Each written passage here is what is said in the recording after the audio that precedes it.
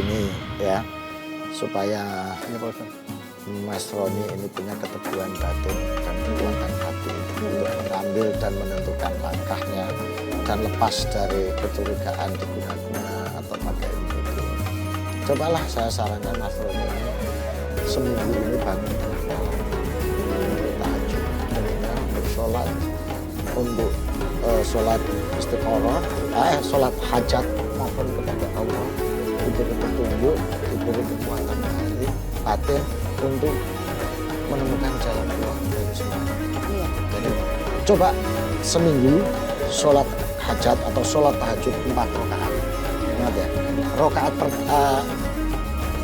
rakaat pertama yang dibaca adalah Inna anzalnahu fi lailatul qadr, rakaat pertama. Rakaat kedua baca Al-Nasr. Kemudian salam.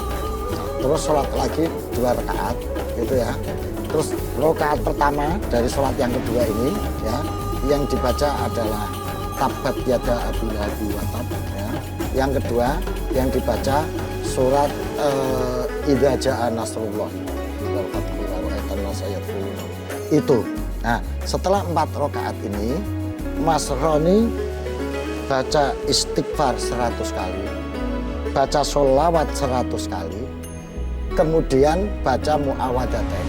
Mu'awwadzatayn itu qul a'udzu birabbil nas, qul a'udzu birabbil falaq, masing-masing 1 kali. Tapi surat Ikhlas 3 kali, mu'awwadzatayn masing-masing 1 kali.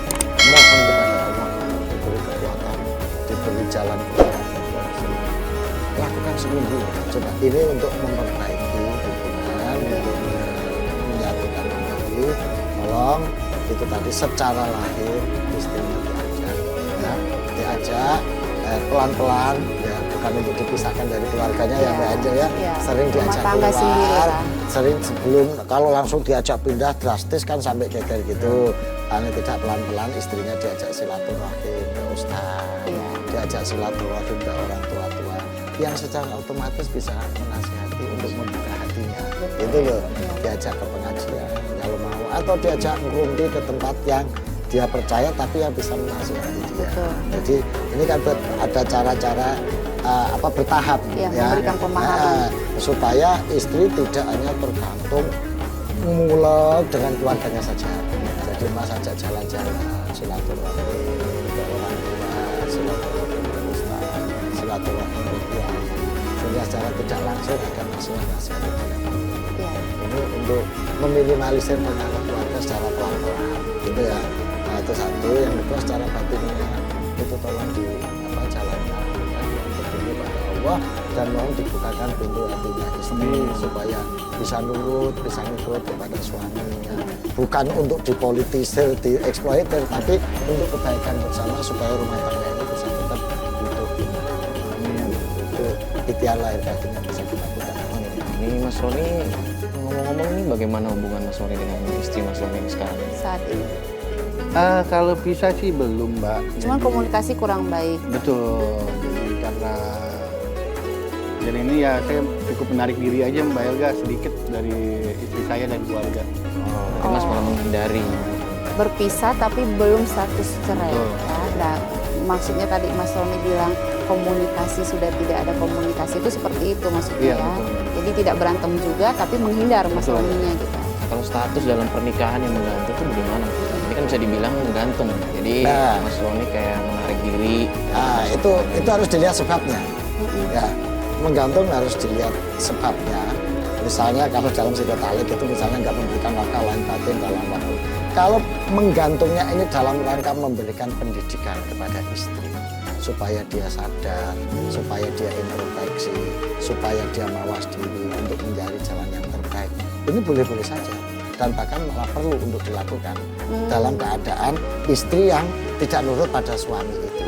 Kecuali kalau menggantungnya ini gara-gara lelakinya katut kepada cewek lain, suaminya selingkuh kepada perempuan lain, punya lari dari tanggung jawab. Nah itu yang nggak boleh, menggantung yang seperti itu yang nggak boleh. Tapi kalau menggantungnya ini dalam rangka memberikan pendidikan, memberikan kesempatan pada istri supaya dia introspeksi, supaya dia memperbaiki diri, itu boleh-boleh saja. Tapi Pak Ustadz, kalau menggantung diri pasti kan ada jeda berapa bulan tuh misalnya. Gantung diri nggak boleh, Mbak. Bukan, Nanti mati. menggantung diri. Menggantung status. Menggantung status istilahnya ya. Kalau Nah, gantung itu dalam diri nggak boleh. 3 bulan, Ha-ha. terus juga tidak memberikan lahir dan batin, itu statusnya langsung jatuh talak atau bagaimana? Tergantung. Kalau dulu pernah ada bunyi-bunyian seperti itu, ya iya. Tapi kalau sebelumnya nggak ada bunyi-bunyian seperti itu, ya enggak. Oh gitu? Gitu ya. Misalnya seperti dalam sego taklek itu kan ada itu cerai bersyarat namanya. Dengan syarat kalau sudah sekian waktu dia nggak memberikan nafkah lahir batin, nah itu Ya, baru takutnya dengan kan sendirinya. jadi nantinya jadi mesti gini, oh ya sudah dia cuekin saya dalam 3 bulan terus ini juga nggak memberi, tapi Mas Roni tetap memberikan nafkah kepada istri walaupun tidak ketemu. Masih. Masih. Nah, Oh, berarti masih kan Ya, yang jadi itu nggak- yang nggak- itu nggak tadi cocok ngegantung dulu. gitu Pak Iya, Ustadz ya. nah, Ya. Jadi gantungnya bukan gantung status atau gantung tapi Iya. ini tadi saya yakin Mas Roni meninggalkan ini dalam rangka itu tadi mendidik, memberikan kesempatan untuk melakukan muhasabah atau introspeksi supaya istrinya sadar diri. Iya. Nah, Pak Roni, saya mau tanya nih tentang pelayanan seorang istri Pak Roni itu bagaimana dalam hubungan suami istri? Iya, Mbak Elga, tadi memang saya mau menanyakan Pak Ustadz itu hal-hal seperti itu. Heeh. Iya, jadi begini Pak Ustadz, kalau misalnya istri saya pada saat gini deh, saya selalu minta kewajiban pelayanan kepada istri, tapi istri selalu menolak, itu gimana hukumnya? Itu istri durhaka, Mas. Iya. Itu dikutuk. Jadi dalam salah satu hadis disebutkan bahwa ketika seorang suami meminta haknya dalam hal ini berhubungan biologis kepada istrinya, meski dia sedang berada di dapur di atas dalam tungku api pun dia harus datang melayani. Ya. Dia di atas kuda sekalipun dia harus turun untuk melayani. Seorang istri yang menolak permintaan suami untuk berhubungan itu dia akan dilaknat. Kalau itu dilakukan malam hari, maka sampai terbitnya fajar malaikat akan turut melaknat. Ibaratnya seperti itu. Bahkan ada cerita zaman dahulu istri sakit pun dia tidak diminta oleh suami tapi dia sendiri ingin melayani suami, itu sangat pahala sekali buat istri ya. Betul, Ustaz, ya. Cuma gini, Islam itu juga tahu diri, Iya. ya, membatasi wa'ashiruhunna bil ma'ruf dan pergaulilah dia secara baik. Baik ini pengertiannya kalau istri sakit juga jangan dipaksa. Iya. Meskipun istrinya merelakan diri untuk melayani suami gitu ya.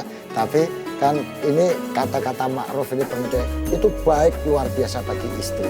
Karena dia menunjukkan pengabdiannya, kesetiaannya pada suami, sehingga meskipun dalam keadaan sakit Suaminya harus tahu diri ya, Mas. tapi dalam kondisi seperti itu suami juga harus tahu diri Iya. dong. Inilah hebatnya Islam Iya, yang mengatur pemahaman. kedua belah pihak gitu loh gitu. Jadi kalau istri sudah berani menolak kemauan permintaan suami itu sudah tergolong istri durhaka. Padahal saya kasih nafkah terus sama Pak Iya. Ustadz sama istri. Ya, Nah makanya ini bagaimana nih hukumnya Ustadz? Misalnya kan terus memberikan nafkah kepada istri, sementara istri tidak mau melayani suami. ya itu istri durhaka itu. Itu Ustaz. Ya, ini termasuk istri durhaka. Nah, ini sangat sayang banget. Tolonglah kasihan istri Mas juga kalau menjadi istri durhaka. Kalau bisa dikasihani, tolong dinasihati baik-baik supaya dia nggak terjerumus lebih jauh dalam sikap durhaka. Maka menurut saya Mbak Angel ya, dia ini sudah benar Mas Loni ini ketika calling down, sudahlah kita bisa siapa tahu dengan cara ini dia melakukan muhasabah.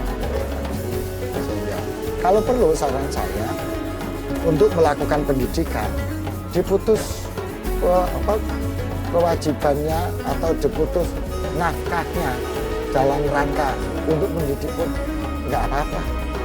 Gitu loh. Meskipun tetap dihitung, misalnya, oke sebulan ini nggak gua kasih deh, cuma untuk mendidik dia supaya dia datang ke saya ngomong baik-baik gitu. Nanti setelah baik nanti dibayarin juga. Baik, kalau begitu terima kasih Mas Roni sudah hadir di sini. Semoga apa yang disampaikan Pak Ustadz dan juga kita di sini bisa membantu hubungan Mas Roni dengan keluarganya ya. Baik Pak Ustadz juga terima kasih sudah hadir di sini. Nah, Angel terima kasih juga. Baik pemirsa Tawakal, sampai di sini dulu acara pada pagi hari ini. Saya Mario Wiris dan rekan saya Angel Elga pamit undur diri. Wabillahi taufiq wal hidayah. Wassalamualaikum warahmatullahi wabarakatuh.